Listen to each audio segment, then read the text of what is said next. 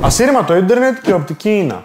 Ποιο να επιλέξω? Κύρια διαφορά του ασύρματο ίντερνετ και τη οπτική ίνας είναι πως το ασύρματο ίντερνετ δεν χρειάζεται οπτικές ίνες ή χαλκό, αλλά να μεταδίδεται από επίγειους πομπούς. Σε σχέση ταχύτητας και αξιοπιστίας, η διαφορά είναι τεράστια.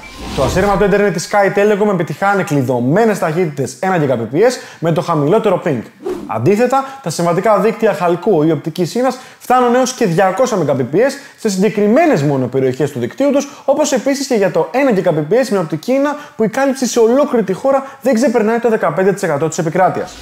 Στο θέμα της κάλυψης τώρα, το ασύρματο ίντερνετ καλύπτει δυσπρόσιτες περιοχές όπως τα νησιά των Κυκλάδων και τη Σύρο, την Κρήτη, την Αρκαδία, την Κορινθία, την Καλαμάτα και τη Θεσσαλονίκη, καθώς την ίδια στιγμή η οπτική ίνα απαιτεί πολύ χρόνο για να κατασταθεί. Επιπλέον, το ασύρματο ίντερνετ Sky Telecom συνοδεύεται από mesh Wi-Fi, εξοπλισμό που εξαλείβει τις περιοχές αδύναμων σημάτων και νεκρών σημείων του χώρου σου, μια για πάντα χωρίς καλώδια. Αποθήκευσε αυτό το βίντεο αν σου φάνηκε χρήσιμο.